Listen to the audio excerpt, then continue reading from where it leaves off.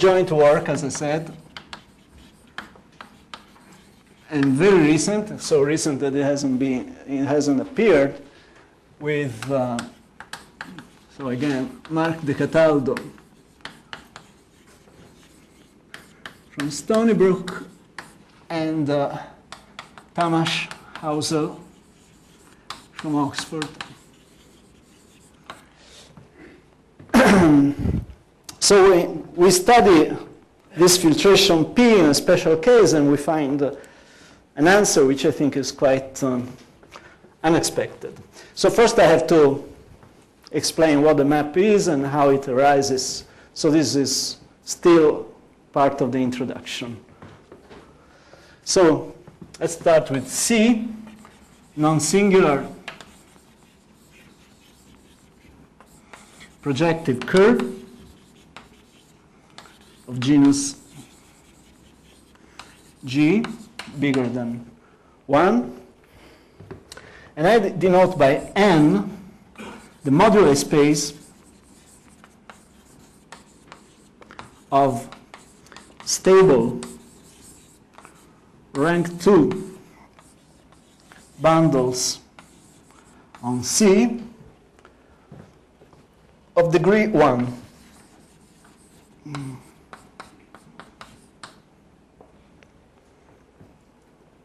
Okay, so this moduli space is, I think, a very natural object. And what do we know about it? Well, a few things, but what I'm interested in is just to know that N is non-singular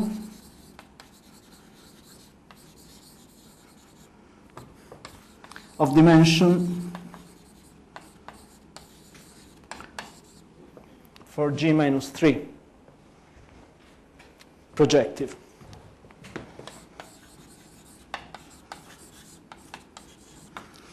Projected because since the degree is 1, there's no numerical room for semi-stability. Either a bundle is stable or is not.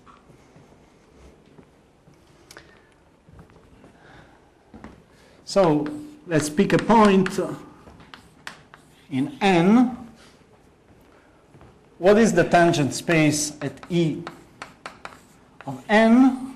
Okay, that's a simple deformation problem that basically E is given by transition functions which have values in GL2. So when you differentiate, you have things which have values in matrices, but the condition of gluing for a vector bundle becomes a cocycle condition. So at the end of the day, the tangent space is H1 of the endomorphism of E. So the cotangent space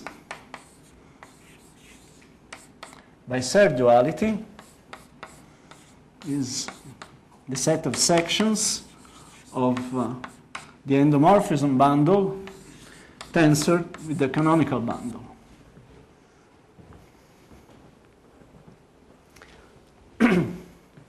So given phi in this cotangent space,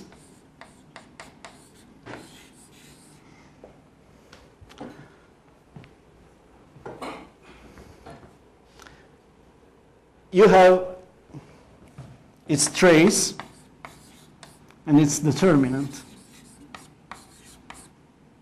And they're well defined because, I mean, the transition functions for these and E are just the adjoint representations. So G and G minus 1. So whenever you take trace and determinant, these are things which are well defined.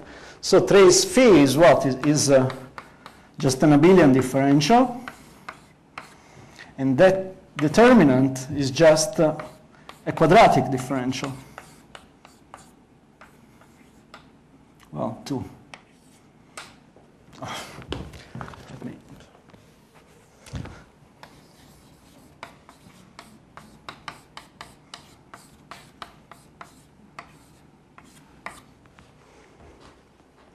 Okay. So you have a map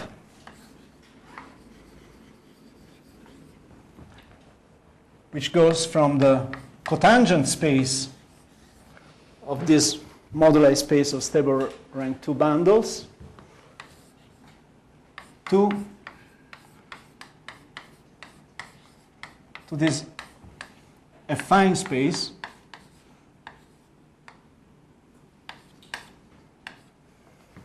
so this is dimension G plus 3G minus 3 for G minus 3 and this is dimension 8G minus 6.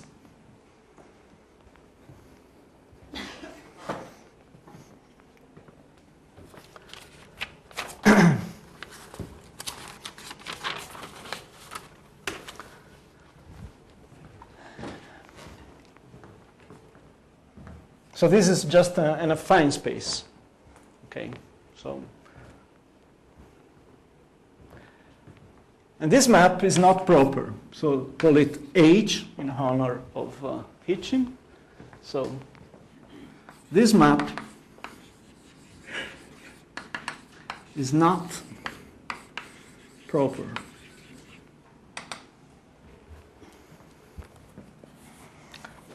But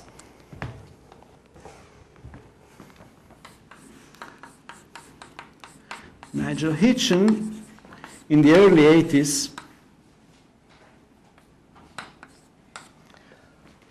found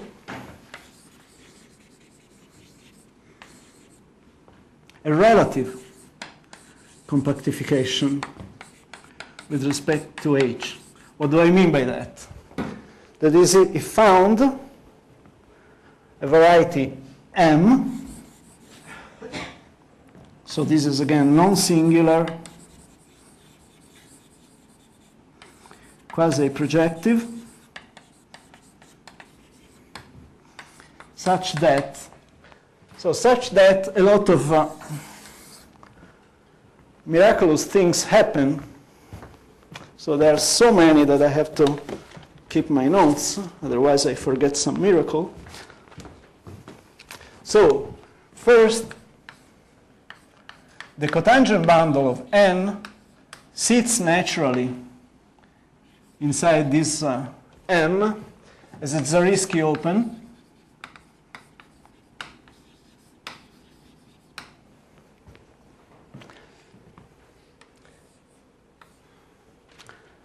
The second thing is that H extends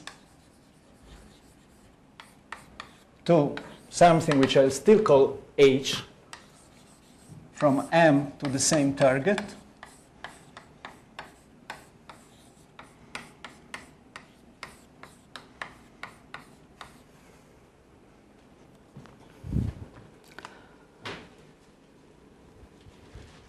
And H now is proper, actually projective.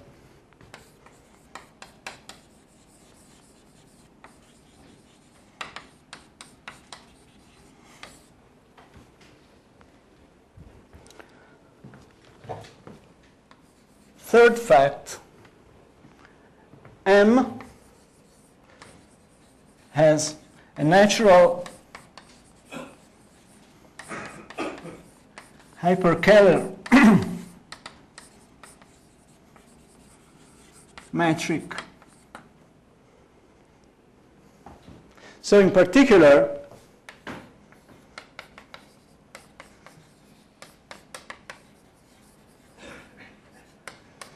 it has the structure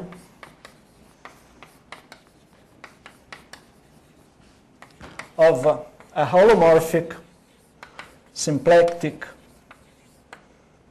manifold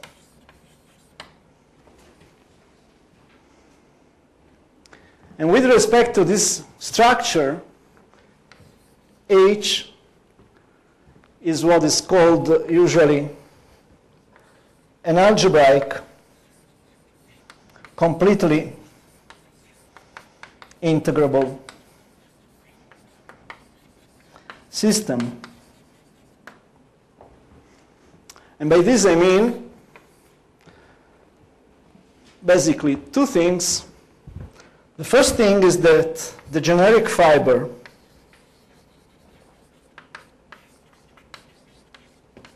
is an abelian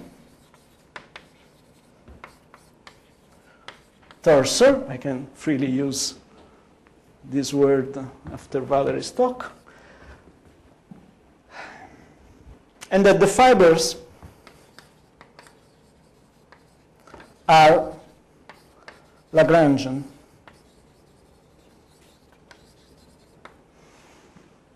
That is, they're middle dimensional,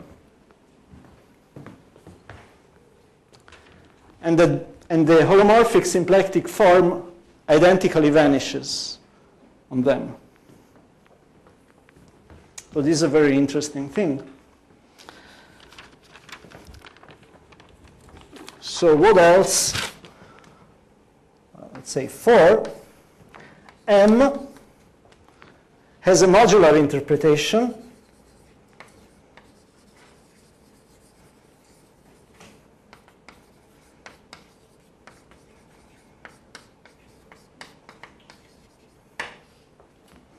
Well, any variety is a modular interpretation. It's the modular space of its points, but a smarter modular interpretation. M parameterizes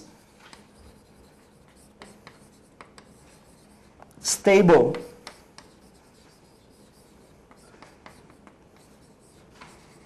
Higgs bundles. What is an Higgs bundle? Well, it's not really necessary to know that, but let me tell you. So a Higgs bundle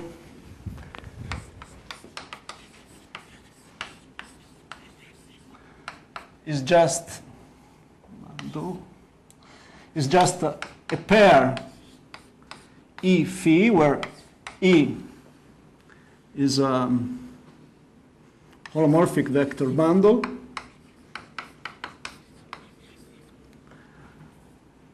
phi is a twisted endomorphism. So what's new? Well, what is new is that stable Higgs means that no destabilizing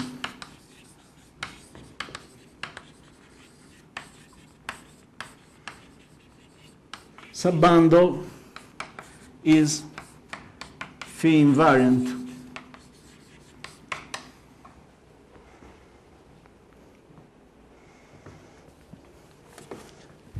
So E may very well be unstable. So this means that it has a subbundle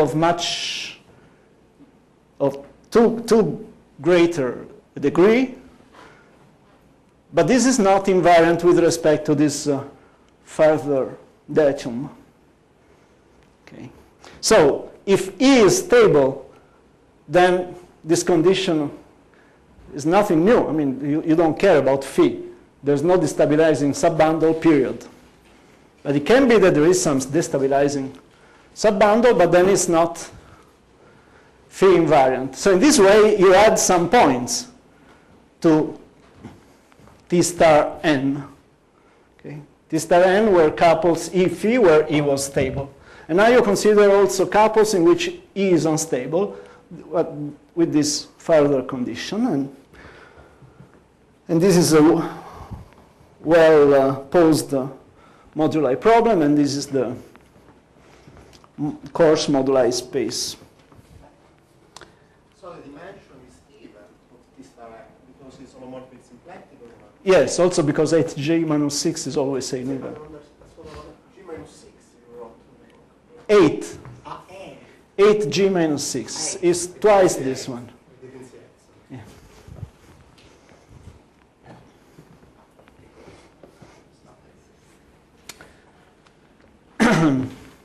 And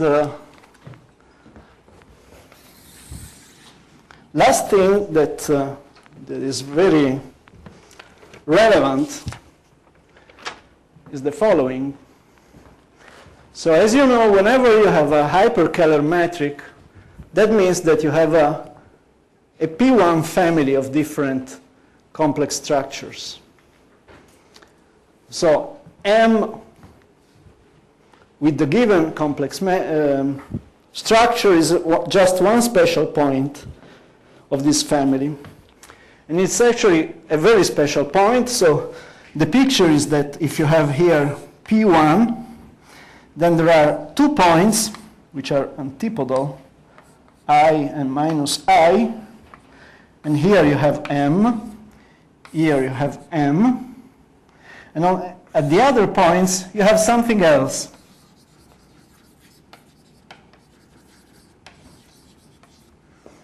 And this something else is very different from M, from the complex analytic point of view. This something else is Stein. For the moment, I won't say affine. Is Stein. So something which is as far as possible from the complex structure of M. Why? Because, I mean, being Stein, there's basically no non-stupid compact subvarieties, only points. Whereas M, where's the map? I didn't write. Whereas M is just foliated by compact subvarieties. For each point, you have a compact subvarieties. Most of the cases, an abelian subvarieties. Of the maximal dimension allowed, because it's mapping to an affine space.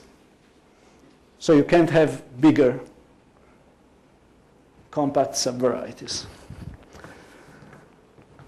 So who's this guy? Well,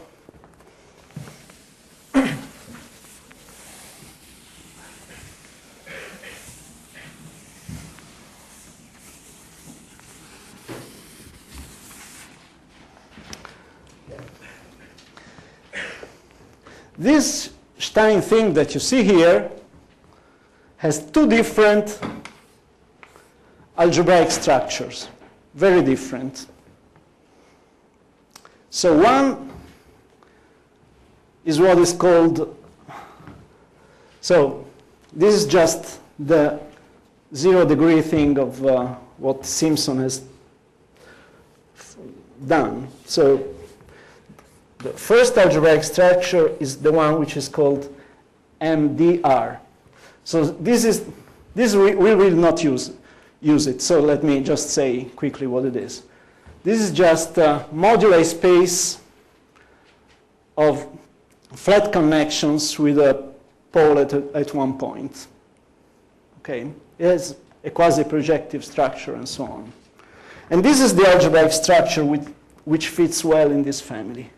And then there is another algebraic structure which is the one I'm more interested in, and it's what is called MB. So let me tell you precisely what is MB. MB, which I will call rep, is the following. So you take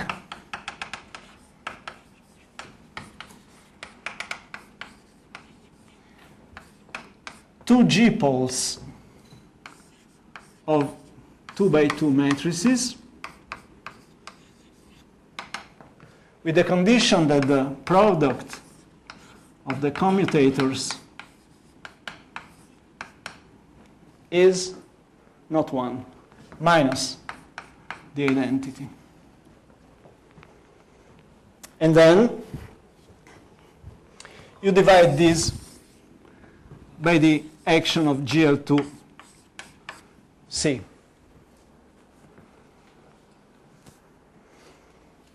So these are not representations of the fundamental group of the surface. Well, they are representation of the fundamental group of the surface punctured in a point, and then you impose that the holonomy around this point is minus the identity. So I think at this point I should recall GL2C acts diagonally with the adjoint conjugation. Conjugation diagonal, yes. So just let me recall that the Narasimhan-Seshadri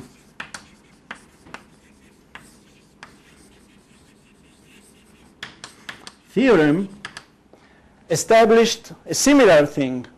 So it says that N is diffeomorphic with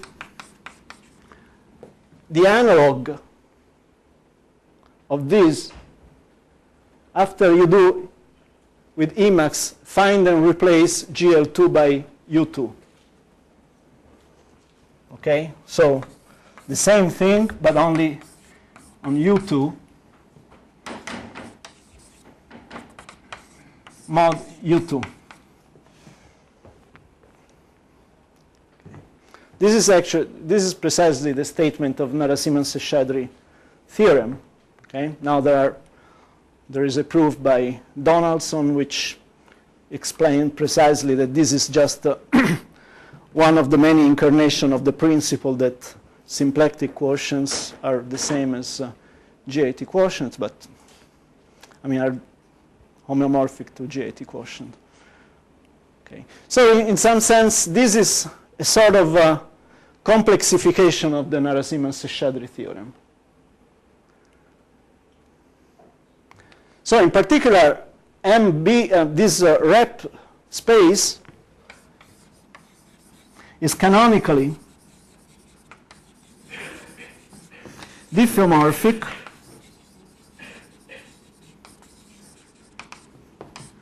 to M, even though the complex structure is far away. And also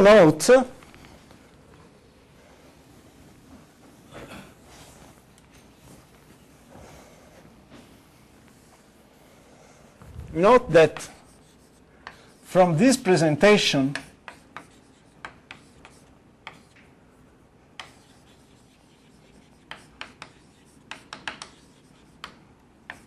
rep has a natural structure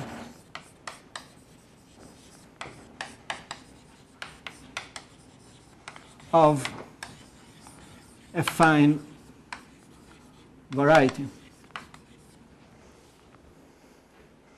Because certainly, I mean, GL2 is very affine. So the product is very affine, and this is just an equation. I mean, several equations. Yes? So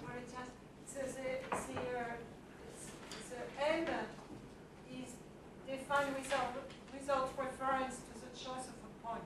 Right. Yes. But your rep is defined with reference to the choice of a point. That's right. But on the other hand, you see, there's nothing about the complex structure of the curve here. Yeah. You can define something like that for any finitely presented group, basically. Yes, no, certainly. But when you say that rep is canonically diffeomorphic to M, this diffeomorphism involves the choice of the point? No.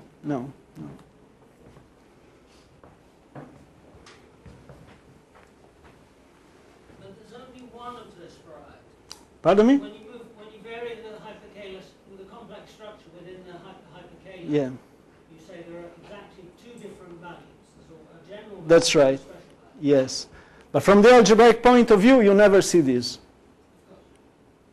Okay, this is somewhere else, very far away. Yeah.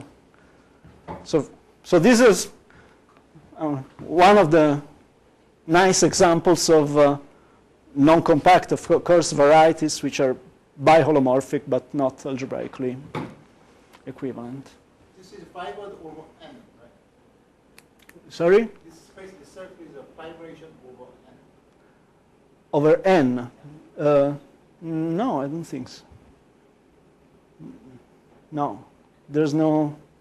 It has an open set which retracts over N, but not globally. No. Yeah. So, yeah, diffeomorphically it contains an open set like this, which is not Zariski open or anything. Okay. So this is an affine variety because the numerator is obviously affine, and when you do the quotients, you are just taking the ring of invariants, and then you're taking the spectrum. So it's the spectrum of a ring, so it's very affine.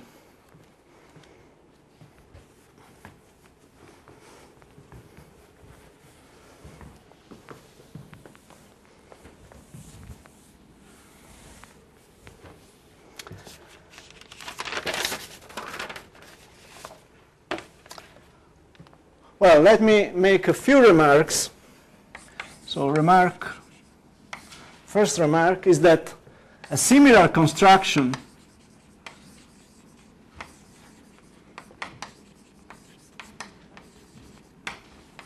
of M and rep is possible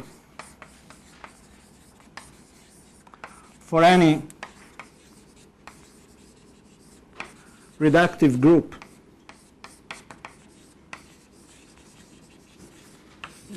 linear algebraic reductive group G. So in what we are dealing is G equals GL2. Okay. And you can do similar construction, then you well, you don't really take moduli space of vector bundles, but maybe of principal bundles, but you can do. And that actually this is this similar construction for any reductive group, and actually its stack theoretic version is what plays the main role in the recent proof of Go of the fundamental lemma in Langland's program. So investigating other reductive groups would be very interesting, but for the time being we have some understanding only of the A1 type groups, so also SL2 and PGL2. And so let me give you a toy model. This is a toy model. You lose a lot of the subtleties, but let's just think of rep, just think of C star cross C star, and M as E cross C, where E is an elliptic curve, and the map H is just projection over C. Okay, this is a toy model. These are obviously diffeomorphic. This is affine, this is not. But they have something in common. Yep. So the Higgs moduli, this is for stable objects. Yes. Now, can you show us where I mean, then on the Betis side, you should have irreducible objects. Where does that come in the... So yeah, I guess the point is that since you're fixing that the holonomy is minus identity, there are no, I mean, stability. It forces, yes. It forces irreducibility? Yes, yes. Oh, yeah, in fact, from this, so you differentiate this and you see that the numerator is smooth and the action is free. Well, no, I mean, the action of PGL2 is free up to the center. So basically, the stability condition has gone into the holonomy. Yeah. Yep. So let me say a few things about the fibers of H.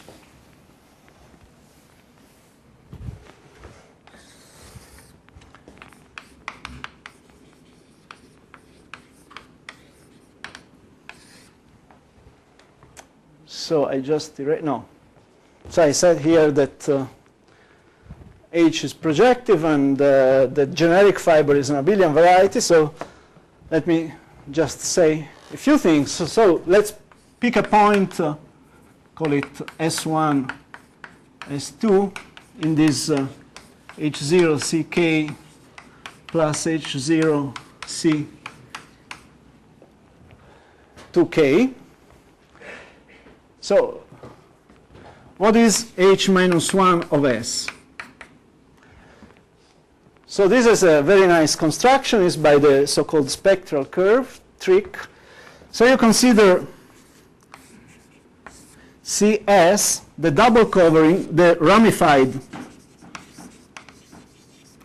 double cover y square minus s1 y plus s2 equals 0. So this takes place in the total space of the canonical bundle. Right? In the total space of the canonical bundle, this equation makes sense. Y is a fiber coordinate. So everything is the right weight. So this is double covered. It's ramified where? Where? It's ramified on the 0 set of the discriminant s1 square minus 4s2 equals 0. S1 is trace phi, and S2. That's right. Yeah. That's the basically is the characteristic. Yes. Yes. That's the characteristic polynomial of phi. Yeah. So basically, CS gives you the two twisted eigenvalues of phi at pointwise. Okay. Now, H minus S is what? Is well, suppose suppose CS is irreducible, which may very well not be, but the description is easier in this case. So H minus S is the so-called compactified Jacobian, not canonically. I mean, no, not canonically. Is the compactified Jacobian of CS. So by Riemann-Hurwitz, you see that CS has genus for G minus 3. So this compactified Jacobian is of the right dimension. So in particular, whenever CS is smooth, then this is just the bona fide Jacobian of CS. In general, it's the compactified Jacobian. What do I mean by that? I mean that this thing parametrizes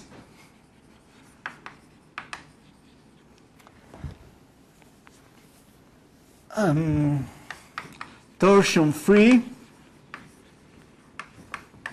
generically rank 1 sheaves on C of degree 1. On CS, yes. Thanks.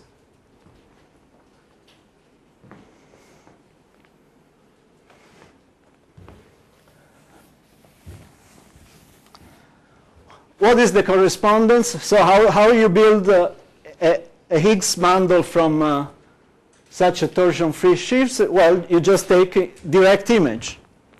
You have some F here. This is torsion-free, so the direct image is torsion-free. This is a 2-1 cover, so this is generically rank 1. It goes to a rank 2 bundle. And the structure of a covering gives you, as Miles was already alluding, the endomorphism, right? I mean, generically, what does it mean to give a locally on C? What does it mean to give a module on CS? It means forgetting, so giving a module on C, and then you have to have the action of Y, which has to be an endomorphism of this module, and this has to be his its characteristic polynomial.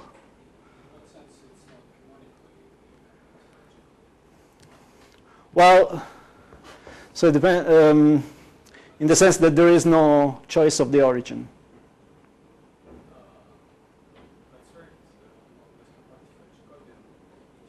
Yeah, that's right. Yeah. So yeah, you're right. If I, that's right. Yes, I was screwing up the two things. It has degree 1. Pick one. Pick 1 is an open set of this. Okay. So Some compactification. it's a compactification of P1 or pick 1. Yes. But this is true only if CS is irreducible. If CS is reducible, then it's a mess. I mean, you have many compactification. I mean, they are not compactifications. You can have many reducible components, and you have to choose one which gives you the right stability for the couple Iφ. The answer is no.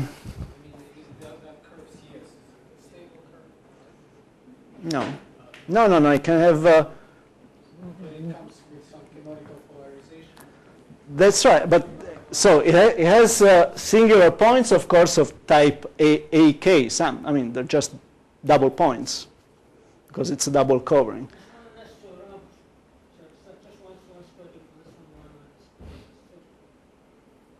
I mean,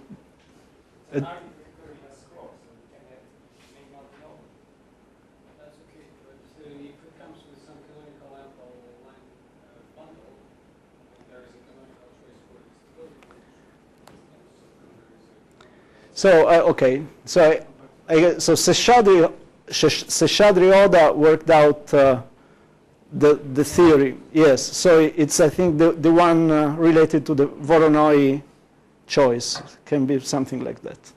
Yes, but it's something quite. I mean, at least for me, it's quite hard to put your hands off, your hands on.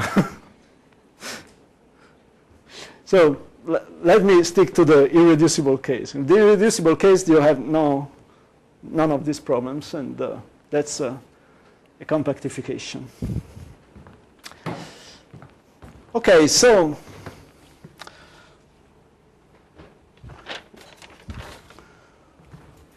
what should I say? So let me say that the cohomology ring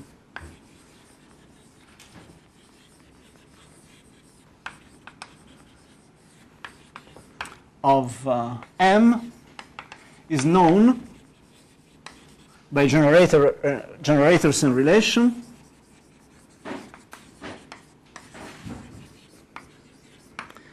And the computation is due to Hausel-Thaddeus.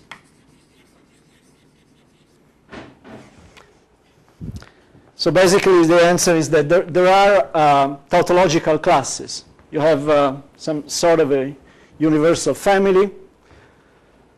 The universal family is on C times M, so you have Q-net components of this tautological thing, and these Q-net components generate the cohomology ring, and the relations are known. Okay, so the question that we ask is, what is the P filtration on H dot of M relative to the map H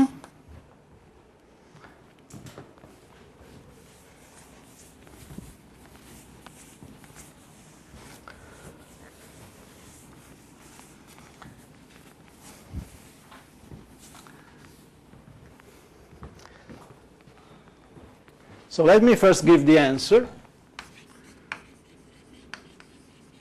I'm very happy that this is the first talk in which I can present it as a result and not a conjecture. So the answer is the following, is that up to a trivial renumbering, the P filtration on H dot of M is where where do you see another filtration? This space, as I said, is a natural abstraction of a affine variety. So as an affine variety, it has a mixed Hodge structure. So it has two filtration, W and F. So the answer is that the P filtration on H dot M up to a trivial renumbering is just the weight filtration W on H dot of rep.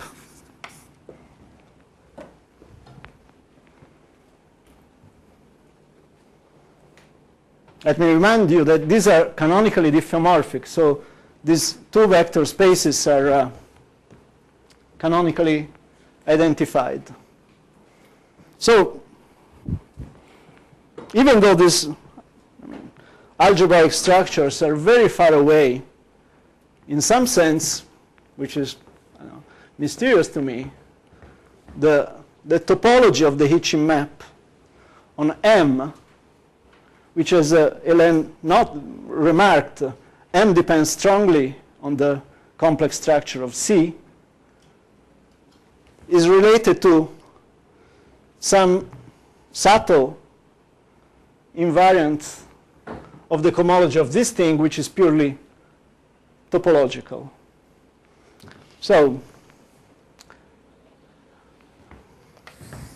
this is a theorem.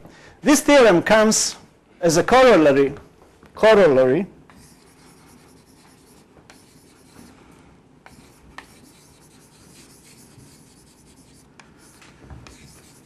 from another theorem, which is actually what is the tough part to prove.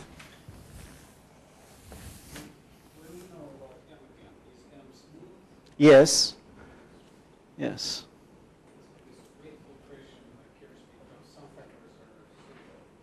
No, this weight filtration appears here. You don't see, no. M is smooth and its Hodge structure is pure. It's just as if it was compact. That was proved, I don't know, maybe by Tamas Hauser himself. But the Hodge filtration on M is pure. Also, the Hodge structure on M is pure. There's no W filtration here. The Hodge structure on what I called MDR is pure as well, even though MDR is biholomorphic to MB. The weight filtration is an algebraic invariant, far from being a holomorphic invariant. So the only guy who has a W filtration is this guy here.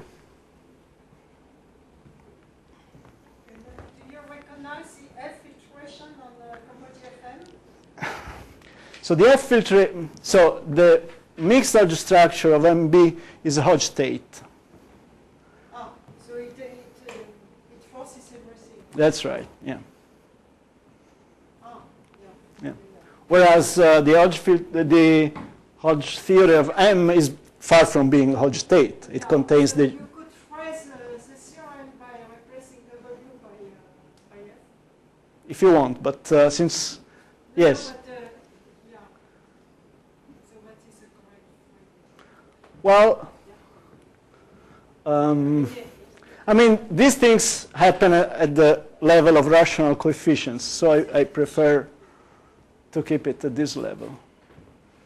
But I think this is quite mysterious. Well, on the toy model, you can see it. So on the toy model, what is the mixed Hodge structure? H0 is all of type 0, 0. H1 is all of type 1, 1 for this guy here. And H2 is all of type 2, 2. So in this case, the W filtration is just the filtration by the degree. And in this case, so this is a smooth morphism, so the perverse filtration is like the Leray filtration, and the Leray filtration is just Q-net decomposition, but C doesn't count much, so it's just the degree filtration on E. There's only a shift by 2. Okay, because here the filtration is 0, 2, 4, and here is 0, 1, 2. So this is the trivial renumbering that I was alluding. So as I said,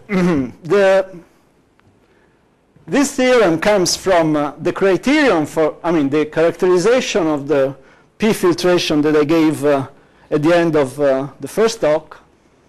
And from another thing which is, I think, of independent interest, which is the following. So let's call A good the set of S inside H0 CK plus H0 C2K for which CS is irreducible.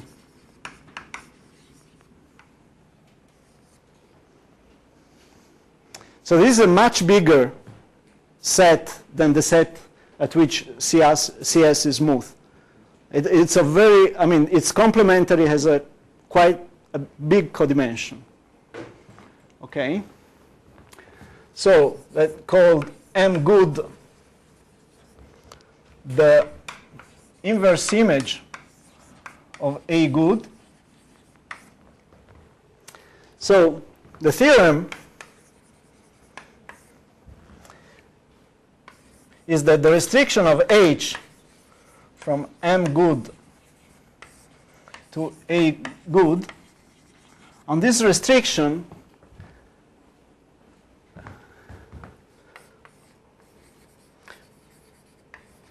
perverse is the same as Leray, or in other words,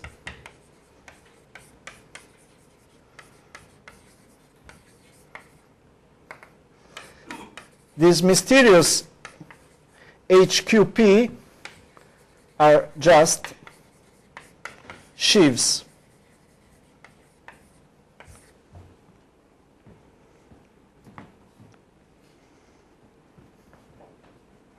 In general, as I said, these strange objects are complexes. Okay, they are semi-simple complexes. That means that there is a part which is supported on all the variety, and then parts supported on subvarieties. In this context, the theorem of Ngo says that there are no, precisely on this locus, that there are no objects supported on subvarieties. This is the statement of the theorem, the geometric statement in this case. But actually, more is true. It's also true that besides being supported on all the locus, these are sheaves. They have no higher cohomology sheaves. And this is something which happens very rarely. In general, the intersection cohomology goes all the way as it is allowed. And, well, just before I say a few words about the proof of this fact, well, there are, of course, many questions. Let me just formulate the two trivial ones. So the first is, what about groups beyond A1 type? So the same is true for SL2 and PGL2. You need some work. It's not for free, but so.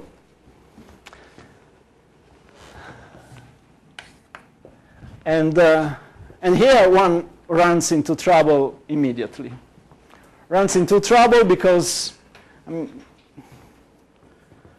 well, I'll tell you why you run into trouble after I say a few words on the proof. And the second question is why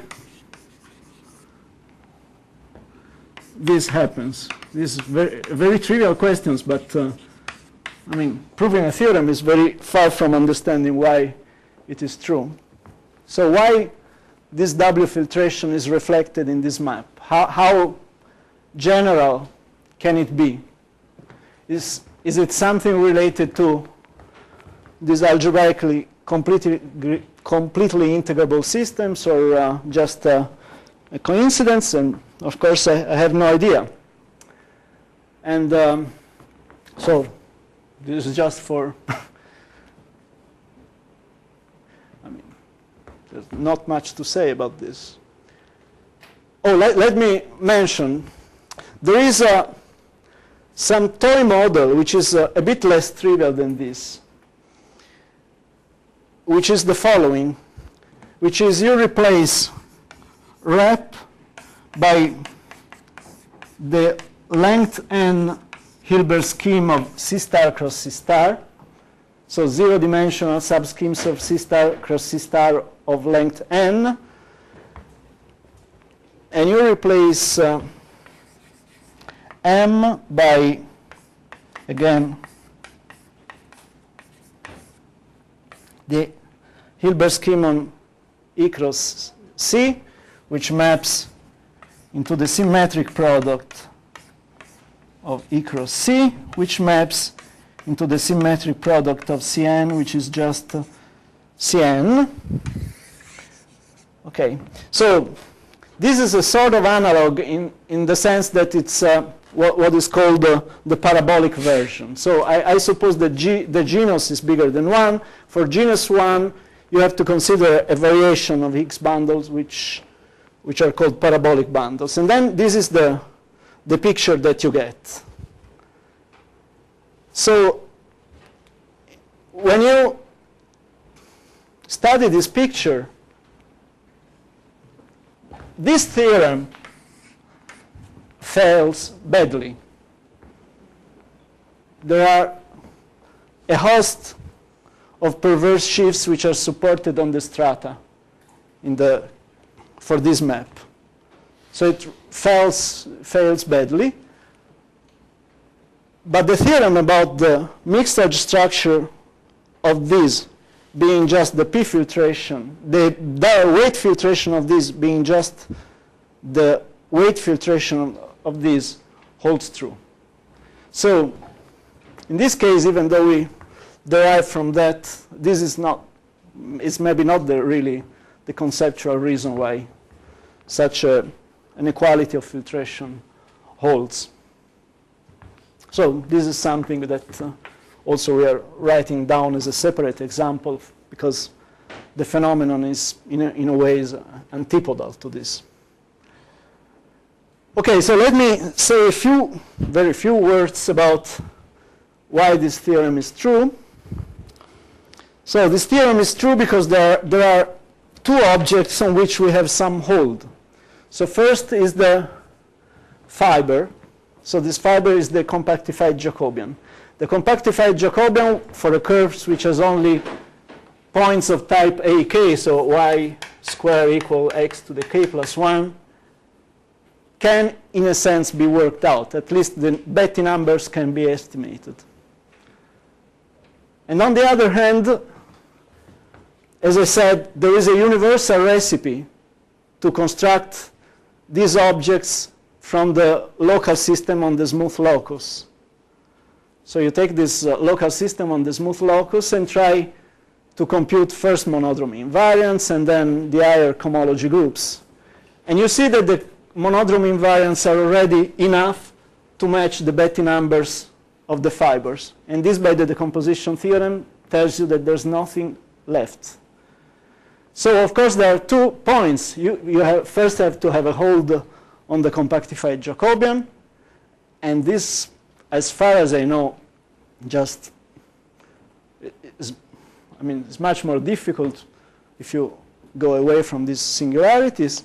And you have to have a hold on the monodromy. And the monodromy of a double, I mean, the monodromy of the smooth part is just a consequence of the monodromy of the spectral curve family. So it's a monodromy of a family of double covering. So it's just a matter of following the ramification points and how they exchange. So, I mean, it's not completely trivial, but something you have a hold. In general, you would have a covering which is not Galois. It's more than double covering. So that's maybe doable, but certainly more complicated. At this point, I think the first major obstacle is the understanding of the compactified Jacobian for singularities, which are worse than this. Are you saying it's not to look on the reducible curves because the complement has very high dimension? Yes. So that's used. I mean, this is the third point I was going to make. At this point, you have to use our characterization of the P filtration and the knowledge of the presentation by generators and relation. And at this point, the fact that the codimension is high, of the complement is high, is really what matters. But, well, also the third thing is that nothing is basically known on the cohomology of higher rank Higgs bundles on the curves. I mean, maybe rank 3 is known, even though very not manageable. So now, just to turn things around, assuming this theorem, will you deduce the cohomology of M? yes. Of M. You said that you cannot do this in high rank because nothing is known about the presentation of No, you can deduce the cohomology of the compactified Jacobian. That's already something. No, of M, no, you still need some global argument, but you can go a good way, yes, in that direction. Because, I mean, this is basically, this is a local information. And then you have to understand globally this local system.